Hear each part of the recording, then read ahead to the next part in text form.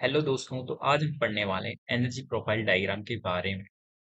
किसी भी रिएक्शन का आप लोग एनर्जी प्रोफाइल डायग्राम कैसे बना सकते हो।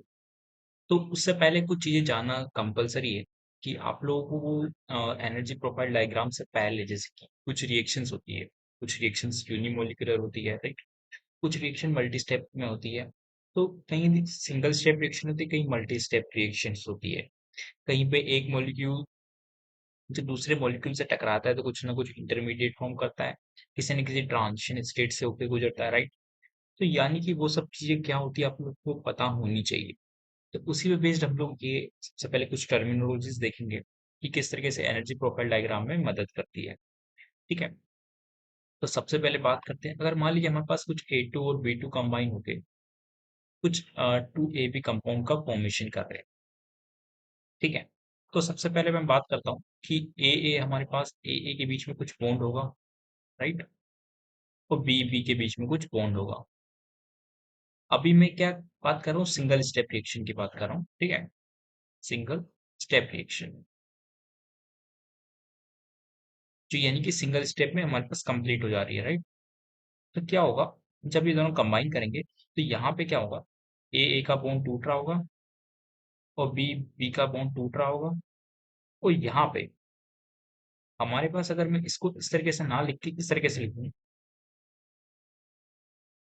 कि हमारे पास ए का बॉन्ड टूट रहा होगा और बी बी का बॉन्ड टूट रहा होगा और ए बी के बीच में बॉन्ड फॉर्म हो रहा होगा, राइट। तो that is called the transition state, TS. ठीक है, इसी को बोलते हैं ट्रांजिशन स्टेट। ठीक है।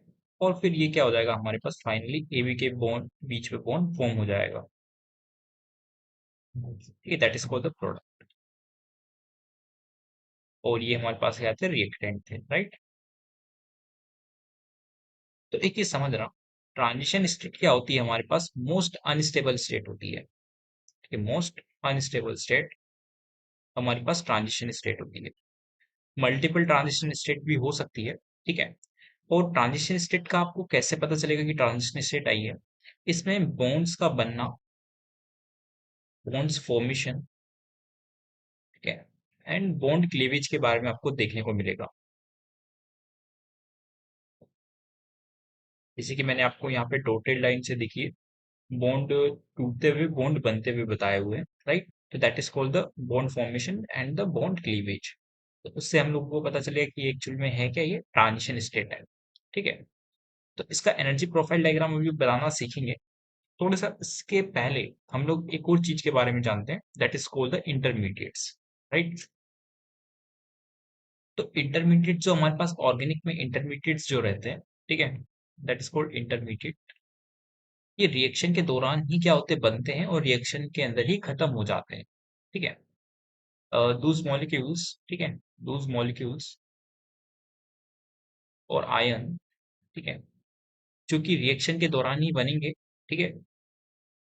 ठीक है। इन बिटवीन रिएक्शन क्या होते हैं, फॉर्म होते हैं। और बिफोर कंप्लीशन, ठीक है, before completion of the reaction, ठीक है, मैं क्या बोल सकता हूँ, दे आर डिस्ट्रॉयड। ठीक है, ये डिस्ट्रॉय हो जाएंगे। तो इसका मतलब अगर मान लीजिए हमारे पास ऐसे इंटरमीडिएट्स कौन कौन से हैं, जैसे कि कार्बोकेटाइन हो गया, आप लोगों ने सुना होगा, राइट। कार्बो एनाइन हो गया, कार्बन फ्री रेडिकल हो गया। फिर आप लोग पढ़ेंगे कार्बिन नाइट्रीन, राइट। वो सब भी हमारे पास क्या होते हैं, इंटरमीडिएट्स होते हैं। कार्बिन, ठीक है, नाइट्रीन। एंड हमारे पास और भी है, बेंजाइन, ठीक है। वो सब भी हमारे पास क्या होते हैं, ये इंटरमीडिएट्स होते हैं, राइट। ये सारे के सारे ये ऑर्गेनिक इंटरमीडिएट्स हैं। और भी इंटरमीडिएट्स हैं हमारे पास काफी सारे। ठीक है, आप लोग पता कर सकते हो, जो कि हमारे पास रिएक्शन में तो बन रहा है बट कहीं भी रिएक्टेंट या प्रोडक्ट में दिखाई नहीं दे रहा है, that is called the intermediate. जैसे कि एग्जांपल के तौर पर मैं बताता हूँ। ठीक है, इंटरमीडिएट जनरली कब देखने को मिलता है, मल्टी स्टेप में ही देखने को मिलेगा, आप लोग को सिंगल स्टेप में कभी देखने को नहीं मिलेगा। ठीक है, मल्टी स्टेप रिएक्शन की बात करते हैं यहाँ पे। सेम मैं एग्जांपल लेता हूँ यहाँ पे आप लोगों के लिए। ठीक है, A2 और जब B2 हमारे पास कंबाइन हो रहे थे, राइट, ये हमारे पास क्या बना रहे हैं, AB कंपाउंड बना रहे हैं, 2AB, राइट। यानी कि अगर मैं बोलना चाहूँ यहाँ पे कि अगर हमारे पास ये जो है ए, अगर वो टूटता है कुछ इस तरीके से, ए पॉजिटिव और ए नेगेटिव के अंदर, ठीक है, तो बी भी हमारे पास B positive and B negative के अंदर टूटता है, कि यानी कि हमारे पास यहाँ पे जब आप लोग, ये हमारे पास जो इंटरमीडिएट्स बने हैं that is called the intermediates, right. तो यानी कि जब ये ए पॉजिटिव बी नेगेटिव के साथ कंबाइन करेगा तो क्या फॉर्म करेगा, ए बी कंपाउंड फॉर्म करेगा। तो सिमिलरली ये भी हमारे पास क्या करेगा, ए बी कंपाउंड का फॉर्मेशन देखने को मिलेगा, तो ये two A B compound form हो गया, ठीक है। बट आप लोगों ने क्या देखा, जो हमारे पास ए पॉजिटिव है, ए नेगेटिव है, ठीक है, ऐसे मैं रफ आइडिया दे रहा हूँ आपको, ठीक है, बी नेगेटिव है, ये हमारे पास क्या है, रिएक्शन के दौरान ही क्या हुआ, फॉर्म हुआ, ठीक है, और before completion of reaction, complete होने से पहले क्या होगा, डेस्ट्रॉय होगा। इतनी सी बात क्लियर है। तो इसलिए इसको इंटरमीडिएट्स कहा गया है, ठीक है। इनको हम लोग आइसोलेट कर सकते हैं, ठीक है, हम लोग इनको जनरल स्टडीज के अंदर आइसोलेट कर सकते हैं, मतलब इनको हम लोग फिल्टर आउट करके पता कर सकते हैं, इनके ऊपर स्टडी कर सकते हैं। जबकि ट्रांजिशन स्टेट इतना अनस्टेबल है कि उसके ऊपर हम लोग स्टडी नहीं कर सकते, उसको हम लोग नहीं आइडेंटिफाई कर सकते किस ट्रांजिशन स्टेट से वो गया है, ठीक है, उससे हम लोग प्रिडिक्ट करते हैं कि ऐसा हुआ है। बात करते हैं हम लोग यहाँ पे अब एनर्जी प्रोफाइल डायग्राम की, कि इंटरमीडिएट्स एनर्जी प्रोफाइल डायग्राम में कहाँ पे होते हैं, ठीक है, रिएक्टेंट क्या होता है, डेल्टा एच क्या होता है, एक्टिवेशन एनर्जी क्या होती है, ठीक है, वो सब हम लोग अभी देखने वाले हैं, चलिए देखते हैं। तो यहाँ पे हमारे पास है single step reaction and the multi step reactions. मैंने यहाँ पे वो जो चीजें आपको पहली स्लाइड में बताई थी वो मैंने यहाँ पे ड्रॉ की हुई है, ठीक है। यानी कि हमारे पास ये क्या है, एक तरह का रिएक्टेंट है, ठीक है, फिर वो ट्रांजिशन स्टेट पे जाता है, यानी कि उसके जो बॉन्ड्स हैं वो ब्रेक होंगे और कुछ बॉन्ड फॉर्म भी हो रहे होंगे, राइट। और एट द एंड हमारे पास क्या होता है, प्रोडक्ट का फॉर्मेशन देखने को मिलता है, ठीक है। जबकि मल्टी स्टेप रिएक्शंस में क्या होते हैं, इंटरमीडिएट्स का फॉर्मेशन देखने को मिलता है, ठीक है। जैसे कि हमारे पास कुछ ए था, राइट, तो यानी कि हमारे पास कोई भी जब इंटरमीडिएट फॉर्म हो रहा है, ठीक है, वो ऐसे ही फॉर्म नहीं हो जाता, उससे पहले कुछ ना कुछ ट्रांजिशन स्टेट आती है, और उसके बाद अगर कोई प्रोडक्ट फॉर्म हो रहा है, ठीक है, उसमें भी एक ट्रांजिशन स्टेट आई। इसका मतलब क्या है, थोड़ा सा समझाने की कोशिश करता हूँ। यहाँ पे समझना, कोई भी ए पॉजिटिव और हमारे पास ए नेगेटिव कब फॉर्म होगा, जब उसका बॉन्ड टूट रहा होगा, राइट। जब उसका बॉन्ड टूट रहा होगा और कुछ ना कुछ इलेक्ट्रोनेगेटिविटी का डिफरेंस होगा, तब जाके उसका क्या होता है, बॉन्ड इस तरीके से टूटता है आयोनिक फॉर्म में, राइट। तो यानी कि हमारे पास ए और ए का जब बॉन्ड हमारे पास टूटते हुए बताया गया है, तो that is called the transition state, right. और बी और बी का बॉन्ड भी टूटते हुए बताया गया है, that is called also transition state, right. तो यानी कि यहाँ पे हमारे पास क्लीवेज ऑफ बॉन्ड का एज अ ट्रांजिशन स्टेट बताना पड़ेगा, ठीक है। तो यानी कि हर इंटरमीडिएट से पहले एक ट्रांजिशन स्टेट जरूर आता है हमेशा, ये बात अपने दिमाग में सेट कर लीजिएगा। फिर ट्रांजिशन स्टेट के बाद भी, मतलब इंटरमीडिएट के बाद भी हमारे पास एक और ट्रांजिशन स्टेट आता है, ठीक है, जिसमें क्या हो रहा होता है, बॉन्ड का फॉर्मेशन देखने को मिल रहा होता है, राइट, ए और बी के बीच में, इस तरीके से। इतनी सी बात क्लियर है। तो चलिए इसका एनर्जी प्रोफाइल डायग्राम बनाते हैं। तो एनर्जी प्रोफाइल डायग्राम के लिए हमें एक्स और वाई कोऑर्डिनेट्स, यानी कि हमें वाई एक्सिस पे क्या लेना है, एक्स एक्सिस पे क्या लेना है, हमें पता होना चाहिए, ठीक है। तो हम लोग वाई एक्सिस पे लेते हैं एनर्जी, और एक्स एक्सिस पे लेते हैं रिएक्शन की प्रोग्रेस, या फिर हम लोग बोल सकते हैं रिएक्शन कोऑर्डिनेट, ठीक है। मैं यहाँ पे जनरली प्रोग्रेस ऑफ रिएक्शन लिखना पसंद करता हूँ, ठीक है, या फिर आप लोग लिख सकते हो रिएक्शन कोऑर्डिनेट, ठीक है। इतनी सी बात क्लियर है। तो चलिए सबसे पहले मान लेते हैं कि कुछ ना कुछ जो रिएक्टेंट है हमारे पास ए और बी, ठीक है, उनकी कुछ ना कुछ एनर्जी रही हो। तो मान लेते हैं यहाँ पे कुछ A2 हमारे पास, उसकी कुछ एनर्जी है यहाँ पे, ठीक है। तो B2 हमारे पास कुछ एनर्जी है यहाँ पे, B2 की कुछ एनर्जी होगी, राइट। तो जब ये A और B का कुछ एनर्जी है यहाँ पे, ठीक है, वो कुछ कंबाइन होके कुछ ना कुछ ट्रांजिशन स्टेट बना रहे हैं, दैट इज कॉल्ड TS, ठीक है। तो ट्रांजिशन स्टेट सबसे अनस्टेबल है, यानी कि जो अनस्टेबल होता है उसकी एनर्जी क्या होती है, सबसे ज्यादा होती है, ठीक है, तो ये दोनों कंबाइन होके यहाँ पे पहुंच रहा है। इतनी सी बात क्लियर है? That is called the transition state. ठीक है, फिर ये क्या करेंगे, हमारे पास प्रोडक्ट फॉर्म करें ए बी। ठीक है, तो प्रोडक्ट एक ही फॉर्म हो रहा है, राइट? तो यानी कि हमारे पास यहाँ पे क्या आ जाएगा, प्रोडक्ट इस तरीके से बताया जाएगा, और that is called the A B. इतनी सी बात क्लियर है? तो ये हमारे पास दो रिएक्टेंट थे, और ये हमारे पास प्रोडक्ट है। तो यहाँ पे एक चीज समझना कि जब हमारे पास, ठीक है, इसका जब आप लोग डेल्टा एच निकालोगे, डेल्टा एच क्या होता है हमारे पास, एक चीज समझना, किसी रिएक्शन का डेल्टा एच इस तरीके से दिखाया जाता है। मतलब हमारे पास मान लीजिए इनिशियली कुछ रिएक्टेंट था यहाँ पे, और यहाँ पे हमारे पास प्रोडक्ट है। ठीक है, तो ये जो एनर्जी गैप है, that is called the delta H reaction. ठीक है, तो थोड़ा सा एंडोथर्मिक और एक्सोथर्मिक के बारे में बताता हूँ। एंडोथर्मिक है क्या, एक्सोथर्मिक रिएक्शंस का कैसे देखते हैं डायग्राम, कि पता कैसे चलेगा क्या देखने के बाद। मान लेते हैं हम लोग यहाँ पे कुछ हमारे पास रिएक्शन चल रही है, ठीक है, उसकी कुछ रिएक्टेंट की कुछ एनर्जी है, और प्रोडक्ट की एनर्जी हमारे पास रिएक्टेंट से ज्यादा है। ठीक है, तो मतलब हमारे पास अगर एनर्जी पहले कम थी, अब हमें कुछ ना कुछ एनर्जी देनी पड़ी होगी ताकि प्रोडक्ट की एनर्जी ज्यादा रहे, राइट? तो यानी कि हमारे पास जब भी एनर्जी ऑफ रिएक्टेंट अगर कम है एनर्जी ऑफ प्रोडक्ट से, तो हम लोगों ने कुछ एनर्जी दी होगी। इस तरह के रिएक्शंस को क्या बोलते हैं, एंडोथर्मिक रिएक्शंस बोलते हैं, राइट? अगर मान लीजिए हमारे पास यहाँ पे रिएक्टेंट कुछ था किसी एनर्जी पे, और प्रोडक्ट की एनर्जी कम है रिएक्टेंट के कंपैरिजन में, यानी कि हमारे पास रिएक्टेंट की एनर्जी और प्रोडक्ट की एनर्जी, यानी प्रोडक्ट की एनर्जी कम है, इसका मतलब एनर्जी कंजर्वेशन आप लोग लगाएं तो कुछ ना कुछ एनर्जी क्या होगी, रिलीज हुई होगी।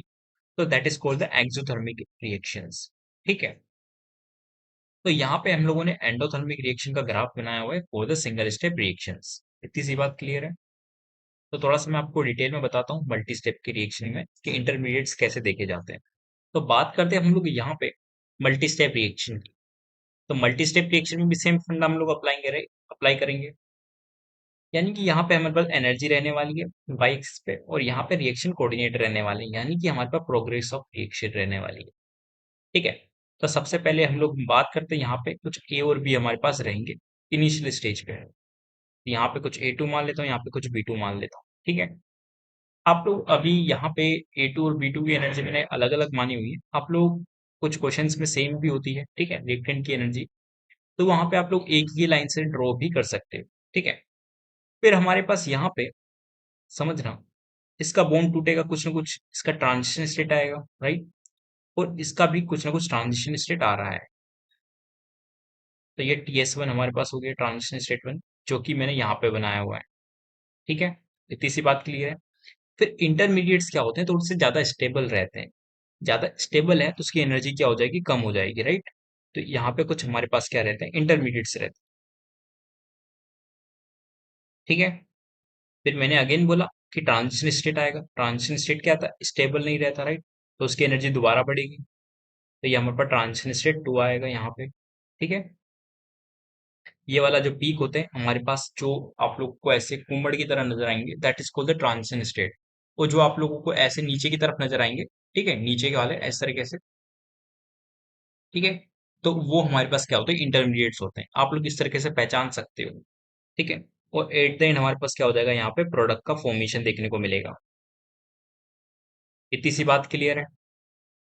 तो इस तरीके से आप लोग यहाँ पे पता कर सकते हो कि ट्रांजिशन स्टेट्स क्या होते हैं। हमारे पास ऐसे कर्व ऊपर होगा तो जो ट्रांजिशन स्टेट कहलाएगा, तो जो कर्व नीचे होता है that is called the intermediates. Intermediates कौन है, कार्बोकेटाइन, कार्बोएनाइन, कार्बन फ्री रेडिकल्स अगर रिएक्शन में फॉर्म हो रहे हैं, ठीक है, या उसके मैकेनिज्म में फॉर्म हो रहे हैं, तो हम लोग उसके अंदर इस जगह पे इंटरमीडिएट्स को रखेंगे। इतनी सी बात क्लियर है?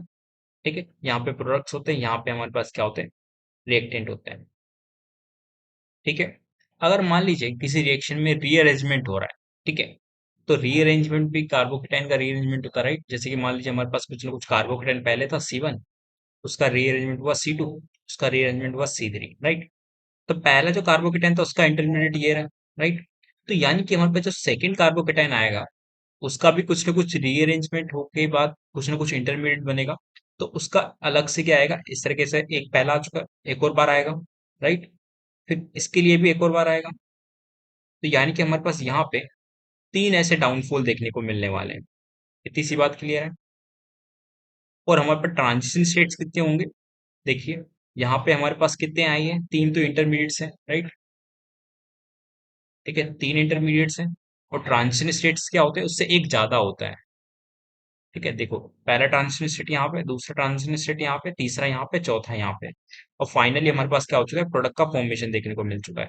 तो यानी कि हमारे पास यहाँ पे एक, दो, तीन, चार, चार तो क्या है हमारे पास ट्रांजिशन स्टेट है। और हमारे पास तीन क्या हो जाएंगे उसके अंदर, इंटरमीडिएट्स हो जाएंगे।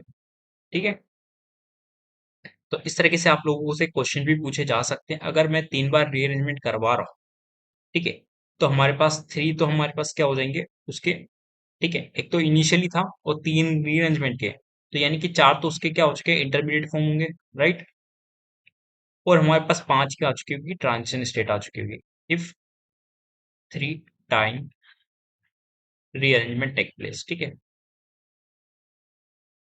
Rearrangement take place. इतनी सी बात क्लियर है। क्योंकि एक तो सिंपल कार्बोकेटायन का और तीन बार रीअरेंजमेंट किया है तुम लोगों ने, तो उसका तो चार इंटरमीडिएट फॉर्म होगा, पहला तो इसका होगा, और तीन बार जो तुम लोगों ने रीअरेंजमेंट करवाया है उसका कार्बोकेटाइन फॉर्म होगा, राइट। तो चार इंटरमीडिएट तो हो गए, और इंटरमीडिएट प्लस वन हमारे पास क्या होती है, उतनी ट्रांजिशन स्टेट होती है। ठीक है, तो यहाँ पे पांच ट्रांजिशन स्टेट आ जाएगी। ठीक है, तो इस तरीके से हमारे पास ये रहता है। अब हम लोग कुछ स्पेसिफिक रिएक्शन जैसे कि SN1 हो गया, SN2 हो गया, ठीक है, E1 हो गया, E2 हो गया, ठीक है, E1C भी हो गया, इन रिएक्शंस के एनर्जी प्रोफाइल डायग्राम डिस्कस करने वाले हैं। चलिए देखते हैं। तो सबसे पहले बात करेंगे हम लोग अब SN1 रिएक्शन और E1 रिएक्शन के एनर्जी प्रोफाइल डायग्राम की। ठीक है, तो SN1 और E1 दोनों में कार्बोकेटन का फॉर्मेशन देखने को मिलता है, राइट। इतनी सी बात आपको पता होनी चाहिए। ठीक है, तो इंटरमीडिएट्स क्या होते हैं, ठीक है, इस केस के अंदर इंटरमीडिएट्स क्या होते हैं, दोनों रिएक्शन में कार्बोकेटायन हमारे पास इंटरमीडिएट होता है। ठीक है, कार्बोकेटायन। और कार्बोकेटायन रीअरेंज भी कर सकता है, ये भी आपको पता होना चाहिए, राइट। तो यानी कि हमारे पास, मैं यहाँ पे वो केस डिस्कस कर रहा हूँ, अभी रीअरेंजमेंट नहीं हो रहा है। ठीक है, अभी रीअरेंजमेंट नहीं हो रहा है, वो केस डिस्कस कर रहा हूँ। रीअरेंजमेंट में क्या होगा, काफी सारे हमारे पास इंटरमीडिएट्स और फॉर्म होंगे। ठीक है, तो उसके लिए एक और पीक्स बढ़ जाएगा, एक और डाउनफॉल बढ़ जाएगा, राइट। तो वो सब चीजें होती है। तो अभी हम लोग सिंपल केस डिस्कस करेंगे जिसमें रीअरेंजमेंट नहीं हो रहा है। तो चलिए मान लेते हैं हम लोग यहाँ पे, हमारे पास कुछ यहाँ पे ग्रुप है, उसके पास कुछ लिविंग ग्रुप है यहाँ पे, R1, सॉरी L हमारे पास लिविंग ग्रुप है। और उसके कुछ यहाँ पे कॉरस्पॉन्डिंग कुछ ग्रुप्स लगे हुए हैं, R1, R2 एंड R3। ठीक है, तो सबसे पहली स्टेज में क्या होगा, यहाँ पे ट्रांजिशन स्टेट आएगा, जिसमें यहाँ पे जो लिविंग ग्रुप है टूटते हुए दिखाया जाएगा। ठीक है, इस तरीके से। और यहाँ पे R2, R1, R2 and R3 as it is लगे होंगे। इतनी सी बात क्लियर है। और हमारे पास फाइनली एक इंटरमीडिएट फॉर्म होगा, ठीक है, जिसमें हमारे पास यहाँ पे, ठीक है, कार्बोकेटन का फॉर्मेशन देखने को मिलेगा। इतनी सी बात क्लियर है। और यहाँ पे लिविंग ग्रुप यहाँ से लीव कर जाएगा। ठीक है, इतनी सी बात क्लियर है। फिर हमारे पास अगेन ट्रांजिशन स्टेट आएगा, जिसमें जो न्यूक्लियोफाइल होगा, मतलब ऊपर से भी अटैक कर सकता है और नीचे से भी जाके अटैक कर सकता है, क्योंकि ये क्या हमारे पास एक तरह का प्लेनर स्ट्रक्चर है, sp2 हाइब्रिड, राइट। sp2 है एंड प्लेनर है। तो यानी कि हमारे पास ऊपर से भी अटैक हो सकता है एंड नीचे से भी जाके अटैक कर सकता है न्यूक्लियोफाइल। तो यहाँ से हमारे पास दो प्रोडक्ट देखने को मिलेंगे। ठीक है, प्रोडक्ट वन क्या हो जाएगा हमारे पास, R2, R3, R1 एंड यहाँ पे हमारे पास जाके क्या लग जाने वाला है, लिविंग ग्रुप लग जाने वाला है। ठीक है, और एक हमारे पास क्या हो सकता है, R1, R2, R3, और एक तरफ नीचे से लिविंग ग्रुप आया होगा, न्यूक्लियोफाइल आया होगा, सॉरी। ठीक है, यहाँ पे न्यूक्लियोफाइल आएगा। ठीक है, तो न्यूक्लियोफाइल लग जाने वाला है। इतनी सी बात क्लियर है। तो यानी कि हमारे पास ये क्या बन चुके हैं, प्रोडक्ट बन चुके हैं। तो आप लोग यहाँ पे क्या करेंगे, जब इसका एनर्जी प्रोफाइल डायग्राम बनाएंगे, तो सबसे पहले वाई कोऑर्डिनेट क्या लेंगे हम लोग, एनर्जी लेंगे। ठीक है, वाई में। तो यहाँ पे हम लोग क्या लेंगे, रिएक्शन कोऑर्डिनेट, यानी कि प्रोग्रेस ऑफ द रिएक्शन लेने वाले हैं। इतनी सी बात क्लियर है। तो यहाँ पे हमारे पास कुछ ना कुछ रखा हुआ है, यहाँ पे कुछ ना कुछ ये रिएक्टेंट है, ठीक है, रिएजेंट है, ठीक है। तो यहाँ पे हमारे पास कुछ सबस्ट्रेट है, तो कुछ यहाँ पे हमारे पास क्या है, ये कुछ सबस्ट्रेट है, राइट। तो ये हमारे पास क्या है, रिएक्टेंट है, ठीक है। फिर कुछ ना कुछ ट्रांजिशन स्टेट आई होगी, ठीक है। ट्रांजिशन स्टेट कौन सी है यहाँ पे हमारे पास, TS1, ठीक है, ये वाली है। तो ये कुछ ना कुछ फॉर्म हुआ हो, ठीक है। उसके बाद यहाँ पे हमारे पास क्या होगा, इंटरमीडिएट फॉर्म हुआ carbocation, that is sp2 hybridized. तो यहाँ पे हमारे पास क्या लिखा होगा, इस तरीके से लिखा होगा, ठीक है। फिर हमारे पास एको ट्रांजिशन स्टेट आई, TS2, जिसमें क्या हो रहा था, न्यूक्लियोफाइल का अटैक हमारे पास दिखाया गया, ऊपर से हो रहा होगा कि नीचे से हो रहा होगा, ठीक है। तो यहाँ पे समझ रहा हमारे पास दो प्रोडक्ट फॉर्म है, P1 एंड P2। मान लेते हैं हमारे पास ऊपर वाला मेजर प्रोडक्ट है, नीचे वाला माइनर प्रोडक्ट है, ठीक है। तो यहाँ से हमारे पास दो लाइंस निकलेगी, ठीक है, एक इस तरीके से, एक इस तरीके से। तो जिसकी एनर्जी ज्यादा है वो हमारे पास क्या होता है, माइनर प्रोडक्ट कहलाएगा, क्योंकि वो क्या है, ज्यादा स्टेबल नहीं है, उसकी एनर्जी क्या है, काफी ज्यादा है, ठीक है। जो नीचे होगा हमारे पास, that's called the major product. इतनी सी बात क्लियर है। तो यानी कि हमारे पास जो मेजर प्रोडक्ट है, ठीक है, वो क्या होता है, लार्ज अमाउंट में फॉर्म होगा, ठीक है, लार्ज अमाउंट में फॉर्म होगा।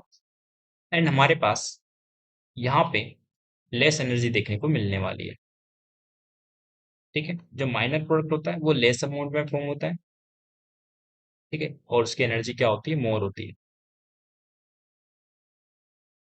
इतनी सी बात क्लियर है। अगर यहाँ पे हमारे पास SN2 रिएक्शन होती, तो वहां पे एक ही प्रोडक्ट देखने को मिलता, अगर हमारे पास कोई कार्यल सेंटर नहीं होता, ठीक है। तो यानी कि हमारे पास यहाँ पे अगर एक ही प्रोडक्ट फॉर्म हो रहा है, तो यानी कि वो एक ही लाइन बनेगी। अगर हमारे पास एक से ज्यादा प्रोडक्ट फॉर्म हो रहा है, तो वो लाइंस स्प्लिट हो जाती है ट्रांजिशन स्टेट के बाद, ठीक है। तो ये सब कंसेप्ट आपको पता होनी चाहिए। फिर बात करते हैं, यहाँ पे हम लोगों ने ये सब तो देख लिया। फिर हम लोग इवन रिएक्शन की बात करते हैं। तो इवन रिएक्शन में क्या हो रहा होगा, आप लोगों को भी पता है, राइट, कि कहीं ना कहीं हमारे पास जो रिएक्टेंट है सबसे पहले कार्बोकेटाइन में कन्वर्ट होगा, राइट। तो मान लेते हैं हमारे पास यहाँ पे कुछ लिविंग ग्रुप लगा हुआ है और यहाँ पे कुछ हाइड्रोजन है, इसके पास अल्फा H होना कंपलसरी है, ठीक है। तो यहाँ पे हमारे पास कुछ इस तरीके से ग्रुप लगा हुआ है। इतनी सी बात क्लियर है। तो सबसे पहले यहाँ पे ट्रांजिशन स्टेट जो आएगा हमारे पास, उसमें क्या हो रहा होगा, ये जो लिविंग ग्रुप है लीव करेगा और कार्बोकेटन का फॉर्मेशन देखने को मिलेगा, ठीक है। तो यहाँ पे मैंने कार्बोकेटन का फॉर्मेशन दिखा दिया आप लोगों को। वो ट्रांजिशन स्टेट में थोड़ी आएगा वो, यहाँ पे तो हमें बॉन्ड क्लीवेज दिखाना पड़ेगा, राइट, इस तरीके से। इतनी सी बात क्लियर है। यहाँ पे सिर्फ मैंने बॉन्ड क्लीवेज दिखाया, that is called the transition state, ठीक है। जब ये बॉन्ड टूट के निकल जाएगा तो वहां पे कार्बोकेटाइन का फॉर्मेशन देखने को मिलेगा, ठीक है। तो कार्बोकेटाइन का यहाँ पर डायग्राम बना देता हूँ मैं। ये कार्बोकेटाइन बन गया, ठीक है, that is called the intermediate, ठीक है। फिर क्या होगा, हमारे पास अगेन ट्रांजिशन स्टेट आएगा, ठीक है, जिसमें क्या करेगा, जो बेस है वो इस अल्फा एच को निकाल देगा यहाँ से, ठीक है। जैसे अल्फा एच निकलेगा, तो यहाँ पे जो लोन पेयर हमारे पास बचा रहेगा, मतलब इलेक्ट्रॉन जो पेयर बचा रहेगा, ठीक है, वो इसके साथ क्या करेगा, पाई बॉन्ड का फॉर्मेशन करेगा, ठीक है। तो यहाँ पे हमारे पास पाई बॉन्ड बनेगा, ठीक है, कुछ इस तरीके से। और हमारे पास जो यहाँ पे जो बेस है और जो एच के बीच में बॉन्ड फॉर्म हो रहा होगा, that is called come under the transition state, ठीक है। वो ट्रांजिशन स्टेट के अंदर आ रहा होगा। तो यहाँ पे हमारे पास बेस के साथ बॉन्ड फॉर्म हो रहा होगा और वहां से बॉन्ड टूट रहा होगा, ठीक है। और यहाँ पे कार्बन कार्बन के बीच में एक और बॉन्ड फॉर्म हो रहा होगा, कुछ इस तरीके से, ठीक है। तो ये हमारे पास क्या रहने वाला है, इसका ट्रांजिशन स्टेट रहने वाला, TS2,